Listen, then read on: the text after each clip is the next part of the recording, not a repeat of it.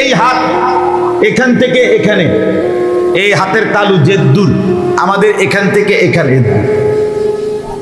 আপনি মাইপা দেখেন একদম 100-100। কারণ এই দুই হাতের তালুতে পানি নিয়া আল্লাহর হুকুম যে সমস্ত চেহারা নামাজের পূর্বে ওযুতে মুখমণ্ডল দৌত করা ফরজ। তো এনে পানি যে দূর আমাদের মুখের দূর, আল্লাহ বলেন আমি এটা মিলাইয়া দিছি, কারণ আমার বান্দা ইবাদতের উপযুক্ত করে আমি তার দেহ বানাইছি। একবার সব মাইপা, এটি কোনো বেহিসাবি না। এই আঙ্গুল এটা এক সাইজ, এটা এক সাইজ, এটা এক সাইজ, তুমি মনে করো না বান্দা।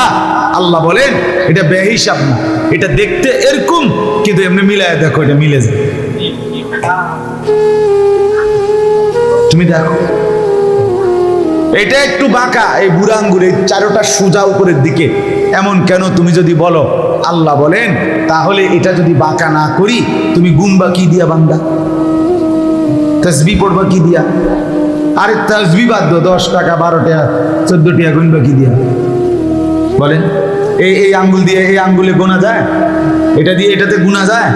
আল্লাহ বলেন আমি এটাই জন্যই দিকে সরাই দিয়েছি, বুঝা শুনে দিছি প্রতিটা অঙ্গ বুঝে। দাড়ি আমি বুঝা দিছিলাম বান্দা, তুমি বুঝলা না, তুমি সালাক, তুমি মাতবর। আমি বুঝাই দিছি বেটা, আঙ্গুল আমি বুঝা দিছি। 5টা কেন দিলাম আমি বুঝে শুনে দিছি। চেহারা আমি এতটুকু কেন বানাইলাম আমি বুঝে শুনে দিছি। নাকের নরম জায়গায় ফরজ গোসলের সময় পানি পৌঁছানো ফরজ। ফরজ কিনা জানেন? এই যে নাক ভাগ্যে যে এটারে কয় নরম জায়গা, এই ভাঙ্গে যে দূর, আমরা প্রত্যেকের নাক ভাঙ্গে না, এই এনে যে দূর নরম জায়গায় এনে দূর। এই কুশের মধ্যে কেউ যদি পানি নেয়, হাতের তালুর কুশে এনে পানি আটে যে দূর, নাকের নরম জায়গায় পৌঁছাইতে পানি লাগে ঠিক এর দূর। এটা মাইপা একারে ইঞ্চি মাইপা পিটা মাইপা আল্লাহ হিসাব কর। এখানে পানি আটে যে দূর, এখানে লাগো এর দূর। প্রমাণ কি? এখানে যদি কেউ মাফে এই আঙ্গুল দিয়া এখানে যে দূর, এখানে পানি লওয়ার পরে কুশে আঙ্গুল সুবাইলে ঠিক পূর্ণ হবে এর দূর। আমার খুলনার হজরত এটা মাইপা দেখাইছেন। মানে আল্লাহ তাআলা পুরা দেহটা আল্লাহর হুকুম মানার উপযোগী করে বানিয়েছে। কথা বুঝছেন কিনা বলেন? প্রত্যেকটা উপযোগী করে বানাইছিল, উপযোগী সবটা বুঝে বুঝে বানাইছে। আপনি বুঝলেন না, আপনি সালাক, আপনি আফসুস করবেন একদিন এই দাড়ি কাটলেন কেন। আমি বলবো রাগ হইয়েন না বাপ, লজ্জা দেওয়ার জন্য বলি, বিবেক জাগানোর জন্য বলছি। আপনি হয়তো বুঝেন না, আপনি পুরা দেহের অঙ্গ সব মাইনা নিলেন, আল্লাহর দেওয়ার যেটা জেনে এটা মাইনা নিতে পারলেন না কেন? কথা বলেন না কেন? আপনি যে এখানে শেভ করেন, আল্লাহ যদি আপনার এটার দেখা দেখি পুরা শরীর শেভ করে দেয়, মানে আপনার সারা শরীরে যদি একটা পশম না থাকে, তখন আপনার কেমন বিমরুলের মতো দেওয়া যাবে? কথা বলেন না কেন? তখন কেমন দেখা যাবে যে না ঠিক আছে বান্দা, চুলে যেহেতু তোমার পছন্দ না, তো ঠিক আছে মাথা থেকে পাও পর্যন্ত তোমার দেহে আমি কোথাও কোনো চুল দেবই না, একবার সমান করে দিলাম, একবার সিরিজ দিয়ে ডলিয়া সমান করে দিলাম। তখন তখন কেমন লাগবে আপনারে? আপনি কল্পনা করেন। হ্যাঁ, এই জন্য আল্লাহকে ভুলে আল্লাহকে বাদ দিয়ে বুদ্ধিমান হয় না বাপ। আর এই কথাটাই তো যুক্তিযুক্ত যে আপনি পুরা দেহ মেনে নিলেন, পুরা দেহ মেনে নিলেন, বোঝেন নাই? না এখানে আপনি মানেন তো, মানে এটা ঠিক আছে না, আপনার কোনো আপত্তি নাই তো? কান এখানে এই ব্যাপারে কোনো আপত্তি নাই তো? ঠোঁট দুইটা এখানে কোনো আপত্তি নাই তো? তো কোনো অঙ্গের ব্যাপারে আর কার কোনো আপত্তি আসেনি? না তোটা না, তাহলে আমরা একটা কথা বলি, আপত্তি থাকলে দেহের কোনো অঙ্গের ব্যাপারে আর কোনো আপত্তি আছে কারো, তো এখানে আপত্তি হবে কেন? কথা বলেন, এটা ইনসাফের কথা কিনা, যুক্তির কথা কিনা বলেন? এটা আপনি এখানে আপত্তি করলেন কেন? কি কারণে? সারা দেহ মেনে নিলেন, সারা দেহের সব অঙ্গ মাইনা নিলেন, একটা অঙ্গ আল্লাহর দেওয়া একটা অংশ মেনে নিলেন, মাথার চুলও মেনে নিলেন, এখানের মাইন্যা নিলেন, নাভির নিচের পশমও মাইন্যা নিলেন, কোন বগলের তলের পশমও মাইন্যা নিলেন, বুকের পশমও মাইন্যা নিলেন, সারা অঙ্গের পশমও মাইন্যা নিলেন। ওমা এটা কি আহাম্মকি, এ কদ্দুর মানলেন না কা? কি এটা কি তা? একটা যুক্তি দেখাচ্ছে, একটা পয়েন্ট তৈরি করেন এখানে। পৃথিবীর একটা বুদ্ধিজীবী, আমরা বেকুব না, আমরা পৃথিবী চিনি।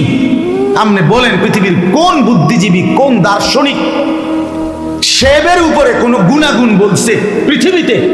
এরকম কোনো ঘটনা, দুর্ঘটনা ঘটছিনি কোথাও? যে একটি বিরাট দুর্ঘটনা, যে অমুক বুদ্ধিজীবী শেভ করা চেহারার উপরে আলাদা কোনো ফায়দা, উপকার, গুণাগুণ বলছি কিনা কোথাও? কোথাও নাই, বরং ক্ষতির কথা আছে। আল্লামা মুফতি মুশতাকুর নবী কাসিমি হযরতও এই মাদ্রাসায় অনেকবার এসেছে, বয়ান করেছে। বেচারা অনেক চেষ্টা করছেন আর একটু বড়সড় জায়গায় ইন্তজাম করতে, কিন্তু মিলাইয়া উঠতে পারে নাই। চেষ্টা ছিল, আন্তরিকতাও ছিল, ফিকিরমান সাথী, কিন্তু কোনোভাবেই এর চাইতে উত্তম বড়সড় কোনো জায়গা ব্যবস্থা করতে পারে নাই। তাহলে এই সীমাবদ্ধতাটুকু আমাদেরকে মেনে নিতেই হবে। এই কারণে আমরা যে কয়জনই বসতে বা কষ্ট করে দাঁড়াইছি, সব মিলাইয়া আমার সবার কাছে অনুরোধ, আমরা একদম অল্প কয়েকজন, বয়ানেরও আমরা একবারে শেষ প্রান্ত। কাজেই আমার অনুরোধ, আপনারা এদিক সেদিক না তাকিয়ে একদম মনোযোগ দিয়ে, আন্তরিকতা নিয়ে আল্লাহর কথা কোরআন থেকে অল্প কিছুক্ষণ সময় শুনে, এতে ফায়দা হবে। বিশেষ করে যাদের হাতে মোবাইল, এটা নিয়ে ব্যস্ত হয়ে না, দেখেন এটা নামায় ফেল, হাতে মোবাইল রাইখা রেকর্ডিং করলো, হুজুরের ওয়াজ উঠাইলো, লাভ হয় না। এটা আমাদের অভিজ্ঞতা। মানে এতে করে যিনি এটা ধরে রাখে, ওনার সারাক্ষণ জেহান, দিমাগ কাজ করে ওইটার প্রতি, মানে এখানে ঠিক মতো উঠতেছে কিনা। ফলে এই বেচারার জিন্দিগির মধ্যে, কলিজার মধ্যে, নিজের জীবনের মধ্যে কিছুই ঢুকেন। তো আপনি মোবাইলের মধ্যে অনেক কিছু তো আছেই, তো প্রতিদিন আরো নতুন নতুন দিচ্ছেন, পুরাইতেছেন।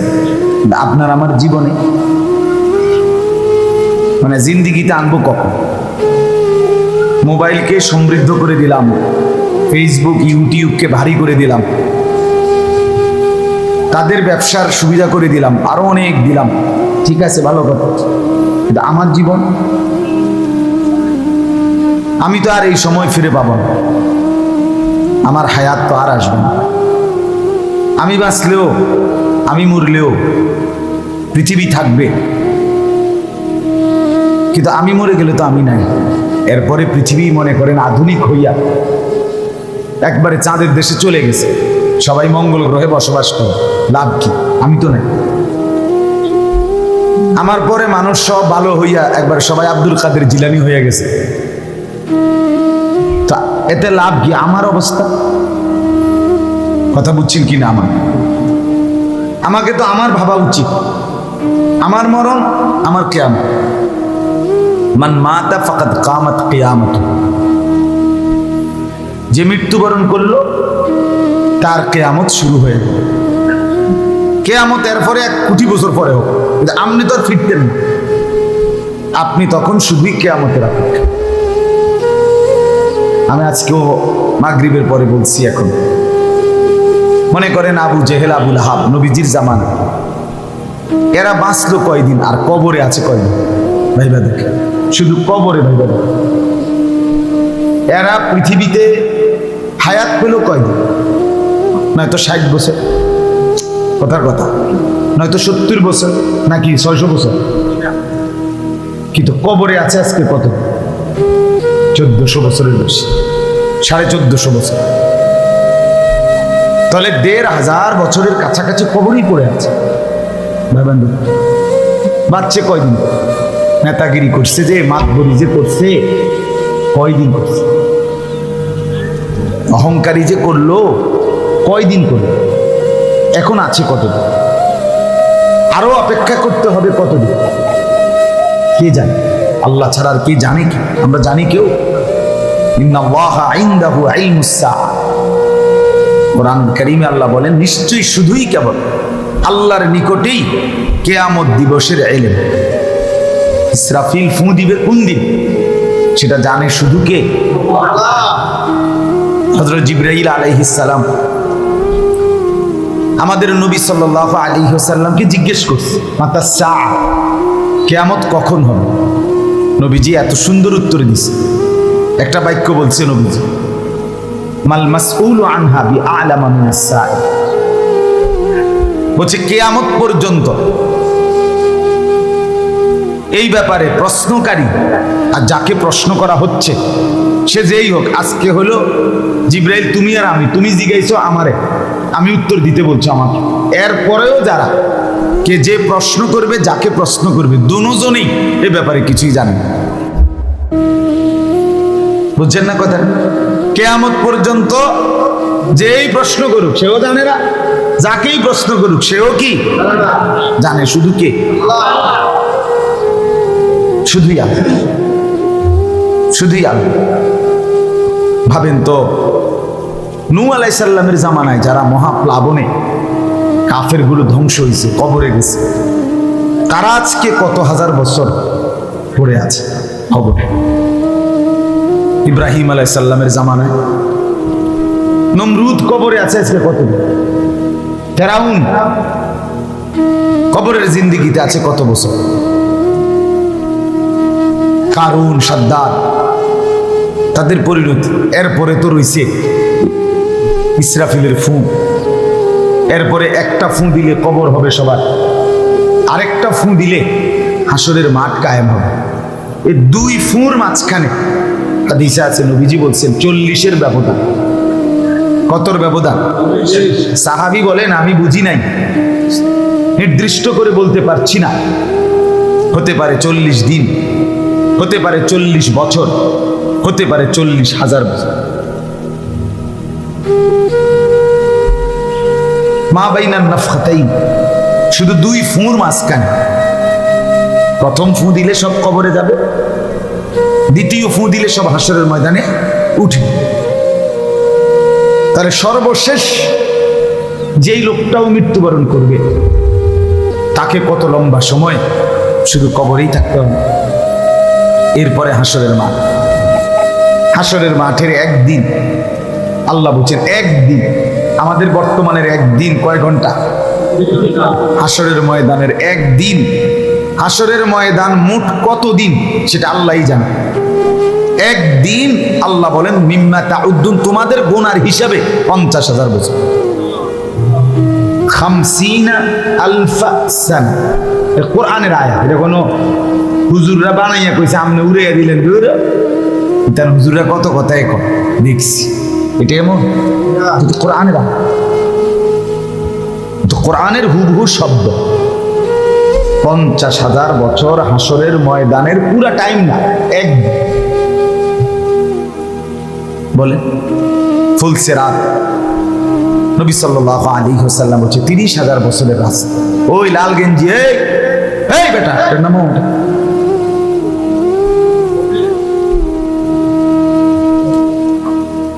এমনি শুনো বেটা, ওই পিচ্ছি, এই গেঞ্জিওয়ালা পিচ্ছি, সরো এখান থেকে, মোবাইলটা নিয়ে সরো।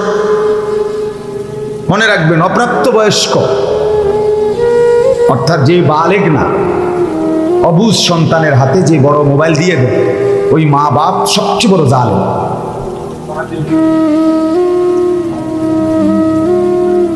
সবচেয়ে বড় ক্ষতি করলো সন্তানকে।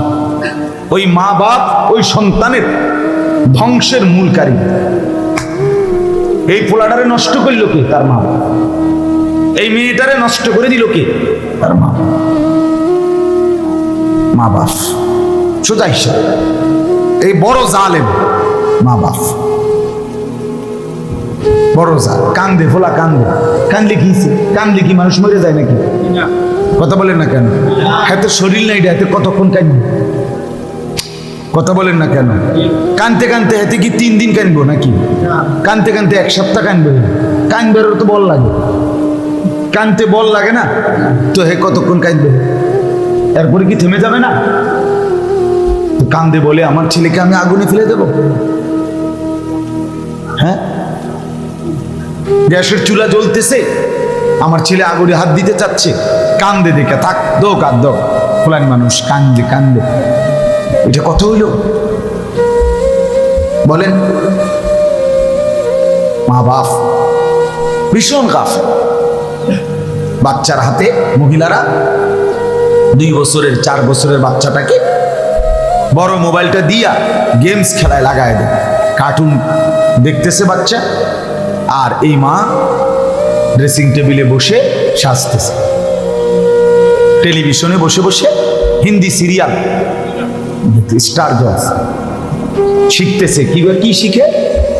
সমস্ত হিন্দি সিরিয়াল থেকে শিখে কি স্বামী স্ত্রীর ঝগড়া কিভাবে করে, শাশুড়ি শ্বশুর থেকে স্বামীকে কেমনে আলাদা করে, দেবর ননদ তাগরে কেমনে স্বামীর থেকে আলাদা করতে হবে, মানে পুরা সংসারটা কিভাবে তছনছ করে ভেঙে দিবে। এই জালেমরা দিনের পর দিন এই সিরিয়ালের মাধ্যমে এগুলো শিখে, আর মহিলা তখন এটাই শিখে 6 মাসের মাথায়। বিবাহিতা নারীর প্রথম স্বপ্ন সাধনা যে 6 মাস বা 1 বছরের ভিতরে মরি বাসি আমার স্বামীতে বেড়ারে তার বাপ মার থেকে আলাদা করতে, এটা হলো তার প্রথম মিশন। কথা বুঝেন? হ্যাঁ, হাইছেন না, তামাশা না, এটাই সত্যি বাস্তবতা, তামাশা। বাপ মার থেকে আলাদা করে দাও, এত বড় সংসার আমি পারি না, রান্না বান্না করতে পারি না। হ্যাঁ, মেয়ের বাপকে দিয়ে বলাইছে, বাবা ও তো সারা বছর স্কুলে পড়ছে, তো মাদ্রাসায় পড়ছে, বুঝেন তো, ও এত বড় সংসার সামলে দিতে পারে না। এটা আলাদা ছোট্টখাট্ট বাসা নিলেই হয়, কিছু ফার্নিচার আমরাও দিলাম, আপনিও কিছু ব্যবস্থা করলেন, দেখেন না বাবা, বা শুদ্ধ মারে শ্বশুর আব্বায়, শুদ্ধ মাইরা, হ্যাঁ নিচে শেষ, বুঝেন নাই? আহা, তুমি বোন, তোমার একটু সুখের জন্য স্বামী বেচারাকে তার বাপ মার থেকে আলাদা করে দিলা, এরপরে এই বাপ মা যদি একবার আফসুস করে আহাজারি করে ডাক দেয়, হায় সন্তান কি করলি, তাইলে তো এই সন্তান তুমি না সুখ নিলা, কিন্তু তুমি তো তোমার স্বামীকে নিজ হাতে জাহান্নামে ফেলে দিলে। মা বাবার এই আফসুস, মা বাবার এই কলিজা ছেঁড়ার ব্যথা, এই সন্তান জাহান্নামী হবে না? বলে তো তুমি কি করলে, তোমার স্বামীর কি উপকারটা করলে? তুমি তো নিজ হাতে স্বামীকে জাহান্নামে ঢুকাই। বর্তমান যুদ্ধ, এটা কঠিন যুদ্ধ, মানে বিবাহের পরে স্ত্রীকে আপন মা বাবার খেদমতের জন্য একটু, খেদমত কি থাকি ঠ্যাং টিপে, খেদমত কি আর ভাতে রান্ধো, তরকারি রান্না করো, তারা বুড়া মানুষ মুরব্বী, আমার মা বাপ, তারাও কদ্দুর খাইবো মিলামিশে, এই তো না, আর কি, আর না একটুকুও এই নাফরমান নারী সহ্য করতে রাজি না। কারণ এতে করে তার টেলিভিশনের ডিস্টার্ব হবে, এতে করে তার সাজগোজের ডিস্টার্ব হবে, এতে করে তার দেবিদ্বারে মার্কেটিং এর ডিস্টার্ব হবে।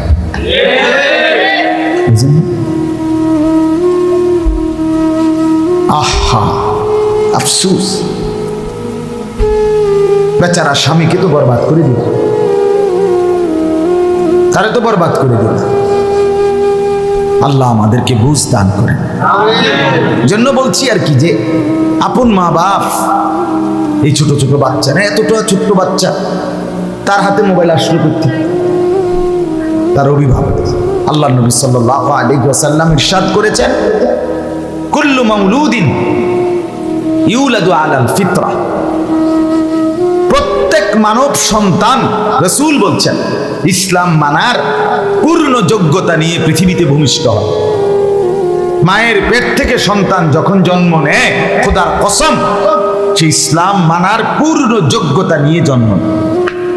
আল্লাহ তার দেহের গঠন এভাবে বানাইছেন, সে নামাজ পড়তে পারবে এই যোগ্যতা দিয়েই। এটা কোনো গরু না, মানুষের পেটে গরু বাইর হয় নাই, মানুষের পেটের থেকে এটা ছাগল বের হয় নাই, মানুষের পেট থেকে এটা কুকুর বের হয় নাই, মানুষের পেট থেকে এটা মানুষ বের হয়েছে। আর আল্লাহ মানুষকে বানাইছেন ইবাদতের জন্য। তাহলে যদি যোগ্যতাই শরীরে না থাকে, ইবাদত করবে কোত্থেকে বলেন? তাইলে আল্লাহ নবী সাল্লাল্লাহু আলাইহি ওয়াসাল্লাম বলেন, ইসলাম মানার যোগ্যতা নিয়ে জন্ম নেয় প্রত্যেকটা সন্তান, প্রতিটা সন্তান। আমাদের শরীরের গঠনই আল্লাহ বানাইছেন ইবাদতের উপযোগী। নামাজ আমরা পড়বো বলেই নামাজের মতো করে শরীরটা সাইজ বানাইছে আল্লাহ। যদি আমাদের নামাজ পড়তে না হইতো, শুধু খানা আর ঘুম আর লজ্জাস্থানের চাহিদা পূরণ, তাহলে গরু, ছাগল, কুকুর, বিড়াল এরাও খায়, এরাও ঘুমায়, এরাও তাদের যৌন চাহিদা পূরণ করে। নাহলে কুত্তার ছাও হয়নি, বিড়ালের ছাও হয়নি, গরু ছাগলের বাচ্চা হয়নি। তাহলে বোঝা গেল খাওয়া, ঘুম, লজ্জাস্থানের চাহিদা তাদেরও পূরণ হয়। তো তারা তো সব এই অবস্থায় আছে উপর হইয়া, গরু, ছাগল, কুকুর, বিড়াল। তাহলে এই অবস্থাতেই তো বোঝা গেল এই তিনটা চাহিদা পূরণ হইতে পারে কি না বলেন না কেন? তো তাহলে আমারে মানুষ বানাইয়া 4 আইটেম বানাইলো কেন? আমি দাঁড়াইতেও পারি, আমি বসতেও পারি, আমি শুইতেও পারি, আমি উপরও হইতে পারি, এমন কাজ খুদা বাদখানার লেগে হইলে? শুধু ঘুম যাওয়ার জন্য হইলে তো ছাগল বানাইলেই চল। শুধু যৌবনের চাহিদা পূরণের জন্য হলে তো কুকুর, বিড়াল বানাইলেই চলতো। বলেন বলেন ভাই, ইনসাফের সাথে আবারও বলছি, মনোযোগ দেন, আপনার দিল থেকে শুনেন। ছেলেরা একজন ভাই, তুমি মনোযোগ দিয়ে শোনো, তুমি ডানে বামে তাকাইয়া, বরকত হবে ভাইয়া। তোমার দিলকে তুমি শোনাও, তোমার বিবেককে তুমি শোনাও। তোমার কোনো বন্ধু শুনে না তাই বলে তুমি নষ্ট হইও না। আমি প্রতিদিন বলি এ কথা, সমাজের কেউ না বলুক, তবুও নিজের জীবন নিজে নষ্ট করার কোনো অধিকার নেই। ওয়ালা তুলকু বিআইদিকুম ইলা তাহলুকা। আল্লাহ বলে, বান্দা নিজেকে নিজে ধ্বংসের দিকে ঠেলে দিও, নিজেরে নষ্ট করো, বরবাদ করো। কোরআনে আল্লাহ বলছে, আমার বান্দা নিজেকে বরবাদ করে দিও, আমারে ভুলো না বান্দা, ক্ষতিগ্রস্ত হয়ে আমারে ভুলে কেউ লাভবান হয় না। তুমি কেমন? তোমার চাইতে কত বুদ্ধিমান, কত শক্তিধর, কত ক্ষমতাশালী আমি পৃথিবীতে ধ্বংস করছি, তুমি কি? আওয়ালাম ইয়ালাম আন্নাল্লাহা ক্বাদ আহলাকা মিন ক্বাবলিহি মিনাল কুরুন মান হুয়া আশাদ্দু মিনহু কুওয়াতান ওয়া আকসারু জামা। কারুনকে আল্লাহ বলছে এই কথা, এটা কোরআনের আয়াত। কারুন যখন বলছে আমি আল্লাহর রাস্তায় খরচ করব না, আল্লাহ বলছে যাকাত দাও, কারুন বলছে এগুলো আল্লাহ আমারে দেয় নাই, ইন্নামা উতিতুহু আলা ইলমিন ইনদি, আমার সমস্ত সম্পদ আমি আমার বিদ্যা বুদ্ধি, আমার ব্রেন খাটাইয়া কামাই করছি। কোরআনের আয়াত, সূরা কাসাসের মধ্যে আছে। আল্লাহ বলছে আচ্ছা ঠিক আছে কারুন, তুমি তাহলে জানো না যে তোমার আগে শক্তিতে এবং ক্ষমতায়, সম্পদে সর্বদিকে বেশি ছিল এমন বহু অবাধ্য জাতি ব্যক্তিকে আমি ধ্বংস করেছি। তোমারও একটু দেখাইতে আছি স্যাম্পল। ওয়াখাসাফনা বিহি ওয়া বিদারিহিল আরদ। আল্লাহ বলেন এরপরে আমি কারুনকে তার ঘর বাড়ি সহ মাটির নিচে টান দিলাম, একদম মাটির নিচে জিন্দা, ঘর বাড়ি স্বর্ণ রৌপ্য সমস্ত প্রাসাদ সহ দাফন হয়ে গেছে। গতকালকেও কোরআনে আছে, লম্বা সুন্দর, যদি এটা বলতাম, গতকালকেও যারা কারুনের সাথে মুসাফা করছে, আপনি ভাগ্যবান, চেহারাটা আপনি তেল তিল্লা, শরীরটা দেখলে মাশাআল্লাহ নয়ন জুড়ায়, আমার আডা দেখলে, চলাফেরা দেখলে আল্লাহ দিছেও আপনার সুখ বাইয়া বাইয়া পড়তে আছে, আপনার পয়সা দেখলে। গতকালকেও যারা বলছে এই কোরআনে আছে। পরের দিন কারুনের এই পরিণতি দেখে তারা বলল, হায় আল্লাহ, আপনার দয়া যে আপনি তার মতো হওয়া থেকে আমারে বাঁচাই দিয়েছেন। আয় খোদা, কালকে রাত যদি তার ঘরে থাকতাম তুই তো আমিও টানা পড়ে যেতাম। আল্লাহ না রক্ষা করছে, 10টা-11টার দিকে বাইরে গেছি। বুঝেন নাই কথা?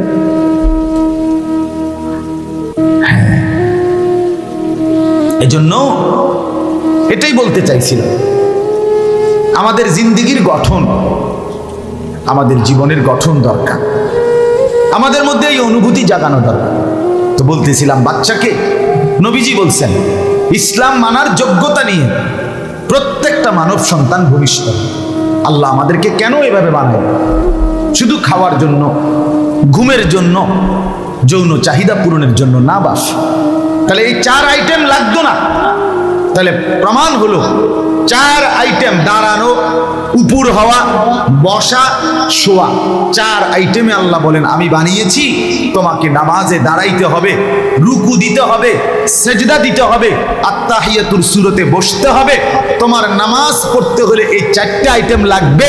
এজন্য তোমার দেহকে আমি এই 4 আইটেমের আন্দাজ দিয়ে বানিয়েছি ইবাদতের উপযুক্ত। নাই তো বানাইতাম না। এই হাত এখান থেকে এখানে, এই হাতের তালু জেদ্দুর আমাদের এখান থেকে এখানে, আপনি মাইপা দেন একদম 100-100। কারণ এই 2 হাতের তালুতে পানি নিয়া আল্লাহর হুকুম যে সমস্ত চেহারা নামাজের পূর্বে ওযুতে মুখমণ্ডল দৌত করা ফরজ। তো এনে পানি জেদ্দুর আপনার মুখ দূর। আল্লাহ বলেন আমি এটা মিলাইয়া দিছি, কারণ আমার বান্দা ইবাদতের উপযুক্ত করে আমি তার দেহ বানাইছি। একবার সব মাইপ পাইডি কোনো বেহিসাবি না। এই আঙ্গুল এটা এক সাইজ, এটা এক সাইজ, এটা এক সাইজ, তুমি মনে করো না বান্দা। আল্লাহ বলেন এটা বেহিসাব না, এটা দেখতে এরকম, কিন্তু এমনি মিলাইয়া দেখো এটা মিলে যায়। তুমি দেখো এটা একটু বাঁকা, এই বুড়া আঙ্গুল, এই 4টা সোজা উপরের দিকে এমন কেন? তুমি যদি বলো, আল্লাহ বলেন তাহলে এটা যদি বাঁকা না করি তুমি গুনবা কি দিয়া বান্দা? তাসবিহ পড়বা কি দিয়া? আরে তাসবিহ বাদ দাও, 10 টাকা, 12 টাকা, 14 টাকা গুনবা কি দিয়া? বলেন এই আঙ্গুল দিয়ে এই আঙ্গুলে গোনা যায়? এটা দিয়ে এটাতে গুনা যায়? আল্লাহ বলেন আমি এটাই জন্যই দিবি সরাই দিচ্ছি, বুঝা শুনে দিচ্ছি। প্রতিটা অঙ্গ বুঝে দিচ্ছি। দাড়ি আমি বুঝা দিছিলাম বান্দা, তুমি বুঝলা না, তুমি সালাক, তুমি মাতবর। আমি বুঝাই দিছি বেটা, আঙ্গুল আমি বুঝা দিছি। 5টা কেন দিলাম আমি বুঝে শুনে দিছি। চেহারা আমি এতটুকু কেন বানাইলাম আমি বুঝে শুনে দিছি। নাকের নরম জায়গায় ফরজ গোসলের সময় পানি পৌঁছানো ফরজ। ফরজ কিনা জানেন? এই যে নাক ভাগ্যে যে এটা রে কয় নরম জায়গা, এই ভাঙ্গে যে দূর, আমরা প্রত্যেকের নাক ভাঙ্গে না, এই এনে যে দূর নরম জায়গায় এনে দূর। এই কুশের মধ্যে কেউ যদি পানি নেয়, হাতের তালুর কুশে এনে পানি আটে যে দূর, নাকের নরম জায়গায় পৌঁছাইতে পানি লাগে ঠিক এর দূর। এটা মাইপা, একটা ইঞ্চি মাইপা, পিটা মাইপা হিসাব কর। এখানে পানি আটে যে দূর, এখানে লাগো এর দূর। প্রমাণ কি? এখানে যদি কেউ মাফে এই আঙ্গুল দিয়া, এখানে যে দূর, এখানে পানি লওয়ার পরে কুশে আঙ্গুল সুবাইলে ঠিক পূর্ণ হবে এর দূর। আমার খুলনার হজরত এটা মাইপা দেখাইছে। মানে আল্লাহ তাআলা পুরা দেহটা আল্লাহর হুকুম মানার উপযোগী করে বানিয়েছেন।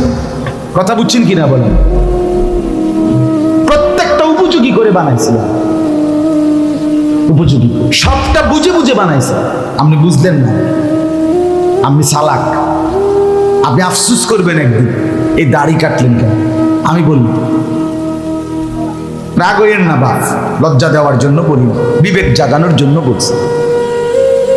আপনি হয়তো বুঝেন না, আপনি পুরা দেহের অঙ্গ সব মাইনা নিলেন, আল্লাহর দেওয়ার যেটা জেনে এটা মাইনা নিতে পারলেন না কেন? কথা বলেন না কেন? আপনি যে এখানে শেভ করেন, আল্লাহ যদি আপনার এটার দেখা দেখি পুরা শরীর শেভ করে মানে আপনার সারা শরীরে যদি একটা পশমও না থাকে তখন আপনার কেমন বিমরুলের মতো দেওয়া যাবে? কথা বলেন না কেন? তখন কেমন দেখা যাবে?